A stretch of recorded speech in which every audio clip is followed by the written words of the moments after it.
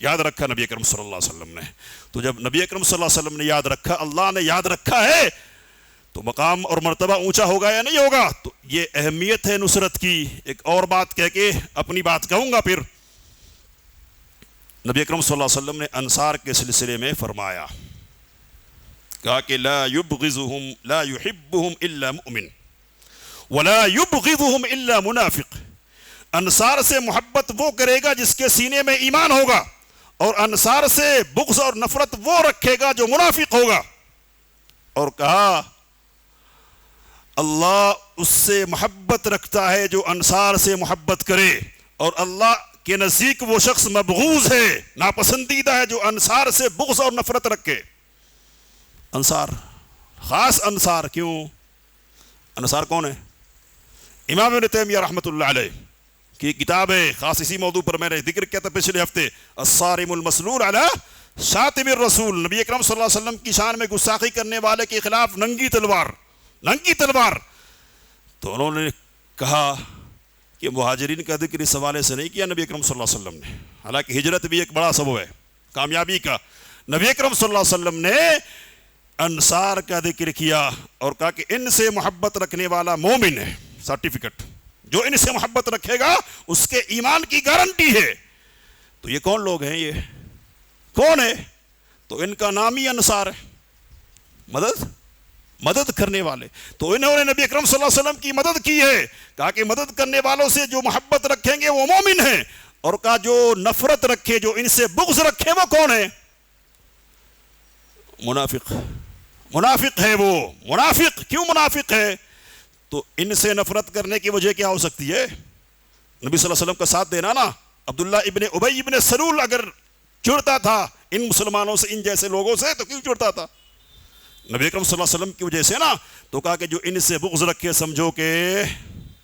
سمجھو کہ وہ منافق ہے. اور کہا کہ اللہ محبت رکھے اس سے جو ان سے محبت رکھے, اور جو ان سے بغض کرے وہ اللہ کی نگاہ میں مبغوض ہے. اب یہ ساری باتیں ہمارے سامنے آ گئی ہیں. اب ان ساری باتوں کے سننے کے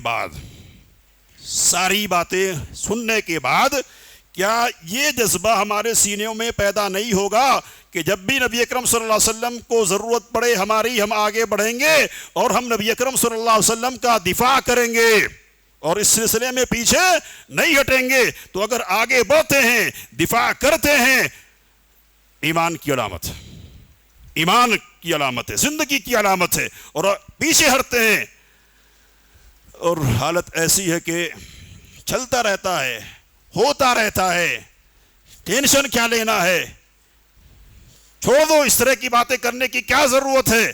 اگر اس طرح کی بات زبان پر آتی ہے تو پھر ہم کدھر جائیں گے؟ تو یا تو نکلے ہوئے پورے, کیا ہے, پورے نکلے ہوئے ہیں, یا پھر اندر ہیں لیکن باہر ہیں. کون ہیں یہ لوگ؟ منافق ہیں. منافق ایمان کے دعوے دار تو ہیں لیکن مومن نہیں ہے, ایمان والے نہیں ہے. مومن اگر کوئی ہے تو اس کو آگے بڑھنا پڑے گا, آگے بڑھنا پڑے گا. تو نبی اکرم صلی اللہ علیہ وسلم کا دفاع کیوں کرنا ہے؟ اس لیے کہ نبی اکرم صلی اللہ علیہ وسلم کا دفاع ایمان کا تقاضا ہے. نبی اکرم صلی اللہ علیہ وسلم کے سپورٹ میں کھڑا ہونا کیوں ہے؟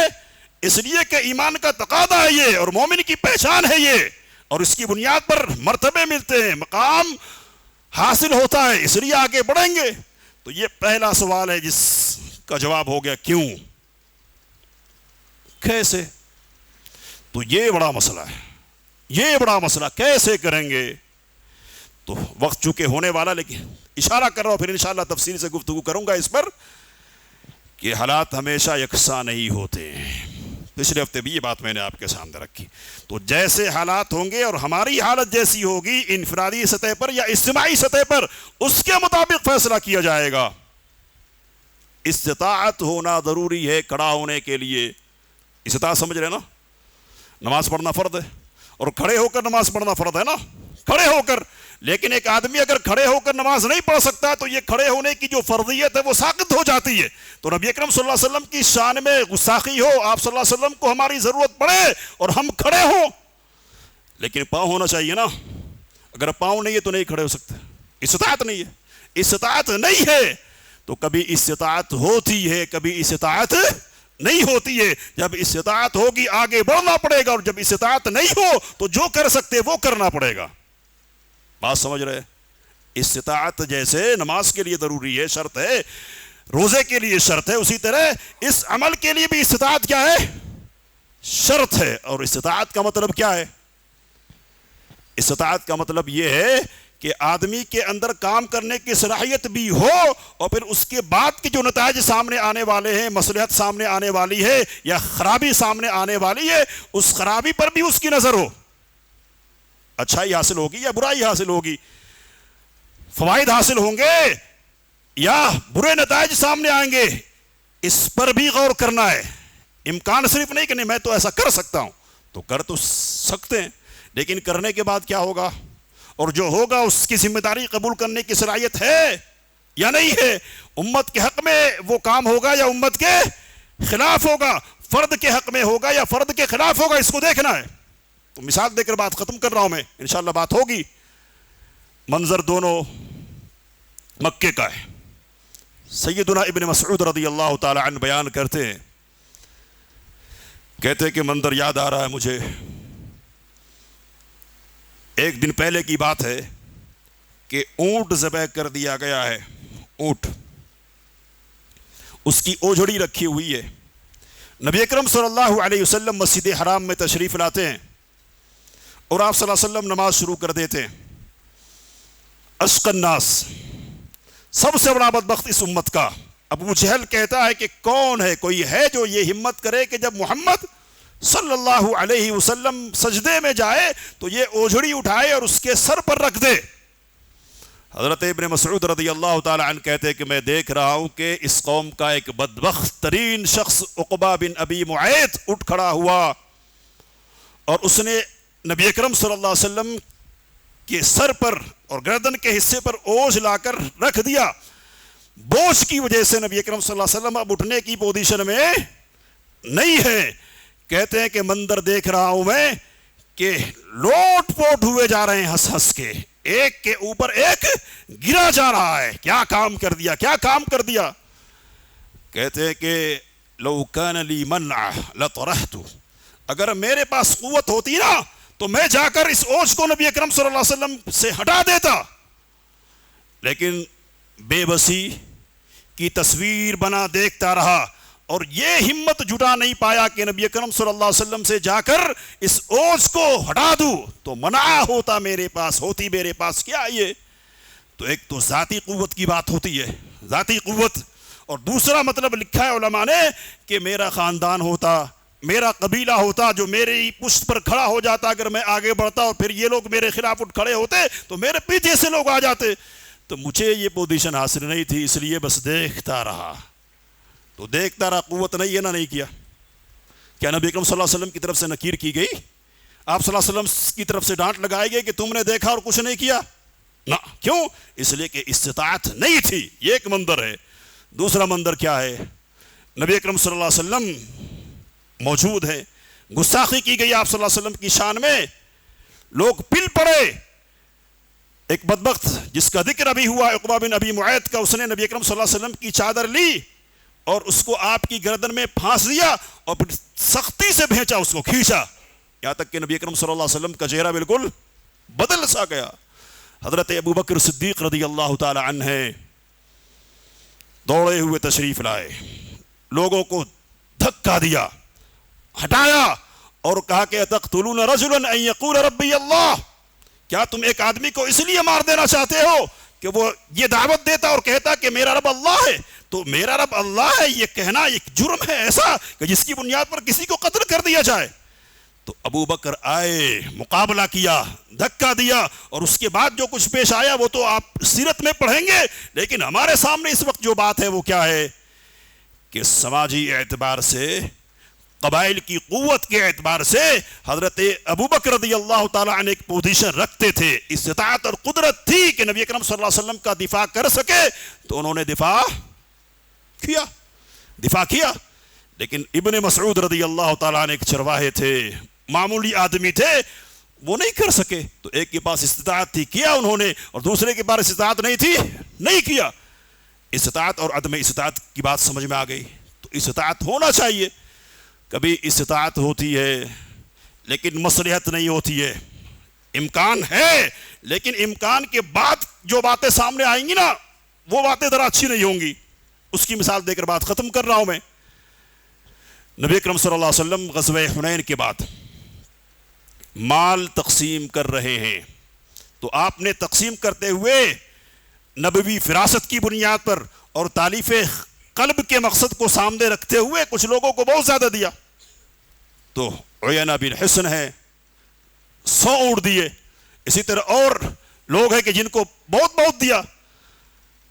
تو کہتے کہ ایک آدمی کہنے لگا کہ یہ ایسی تقسیم ہے جس میں انصاف کو ملحوظ نہیں رکھا گیا ہے. تو بعض روایتوں سے ایسا محسوس ہوتا ہے کہ گویا پیچھے یہ بات کہی گئی اور بعض روایتوں سے یہ بات معلوم ہوتی ہے کہ سامنے اس نے یہ بات کہی. کیا کہا؟ اعدل یا محمد صلی اللہ علیہ وسلم، اے محمد انصاف سے کام لو. انصاف تم نہیں کر رہے ہو.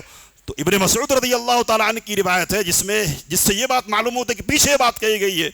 تو ابن مسعود نے سنا، کہتے کہ میں نے نبی اکرم صلی اللہ علیہ وسلم کو بات پہنچائی. کہا کہ میں ضرور پہنچاؤں گا اور پہنچایا. تو نبی اکرم صلی اللہ علیہ وسلم کہنے لگے کہ آپ کا چہرہ لال ہو گیا، سونے کی طرح سرخ ہو گیا.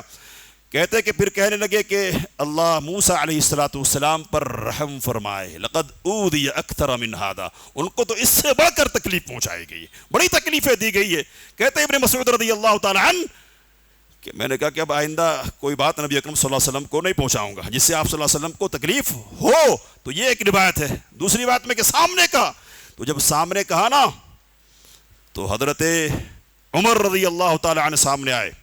اور بعض روایتوں میں کہ خالد بن ولید رضی اللہ تعالی عنہ نے کہا کہ اے نبی اکرم صلی اللہ علیہ وسلم آپ حکم دے میں اس خبیث کی گردن اس کے جسم سے الگ کر دیتا ہوں. کہا کہ لا يتحدث الناس ان محمد يقتل اصحابه یا كان يقتل اصحابه. ایسا نہیں کرنا. لوگ گفتگو کریں گے، باتیں کریں گے اور کہیں گے کہ محمد اپنے ساتھیوں کو مرواتا تھا یا محمد اپنے ساتھیوں کو مار ڈالتا ہے. تو یہ بات میری طرف سے نہیں جانی چاہیے. کیا بات ہو رہی ہے؟ امکان ہے، استطاعت ہے، کر سکتے ہیں، لیکن مصلحت کا تقاضا یہ کہ نہ. تو امکان کے باوجود بھی کبھی چھوڑ دینا پڑتا ہے اور مصلحت کے خلاف ہو اگر ہو تو استطاعت رہتے ہوئے بھی استطاعت نہیں ہوتی ہے. یہ مثال نبی اکرم صلی اللہ علیہ وسلم کی ہمارے سامنے ہے. نبی اکرم صلی اللہ علیہ وسلم کی شان میں گستاخی کی جاتی ہے. ہم یہ دیکھ سکتے ہیں کہ نبی اکرم صلی اللہ علیہ وسلم نے اپنی ذات کو کس حد تک بچانے کی کوشش کی ہے. کوئی سی بھی غلط بات آپ صلی اللہ علیہ وسلم کی طرف منسوب نہیں ہو، ایسی کوشش نبی اکرم صلی اللہ علیہ وسلم کی طرف سے ہوئی ہے ہمیشہ. تو جس طرح نبی اکرم صلی اللہ علیہ وسلم کی یہ خواہش رہی، کس لیے خواہش رہی؟ اپنی مصلحت کے لیے، اپنی بھلائی کے لیے یا لوگوں کی بھلائی کے لیے، اپنے مذہب کی بھلائی کے لیے. اسی طرح ہماری بھی خواہش ایسی ہونی چاہیے. لیکن یہ بات اپنی جگہ پر اٹل ہے تو ہے کہ گستاخی ہوگی تو ہم کو کھڑا ہونا پڑے گا. کیسے کھڑے ہوں گے؟ جسم کے ساتھ طاقت ہے تو. کیسے کھڑے ہوں گے؟ زبان کے ساتھ اگر طاقت ہے تو. اور یہ دونوں چیزیں نہیں ہے تو پھر کم از کم دل تو رہے ساتھ میں. یہاں تو جذبہ پیدا ہو کہ یہ کیا ہو رہا ہے. ابن مسعود رضی اللہ تعالیٰ نے کیا کہ میرے پاس طاقت ہوتی تو یہ تو کم از کم ہونا. اگر یہ بھی نہیں ہے تو پھر کیا ہے؟ تو پھر نسبت سے فائدہ کیا ہے؟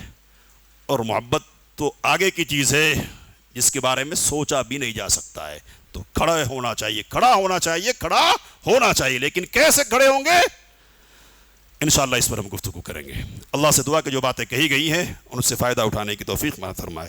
آمین وآخر دعوانا الحمدللہ رب العالمین.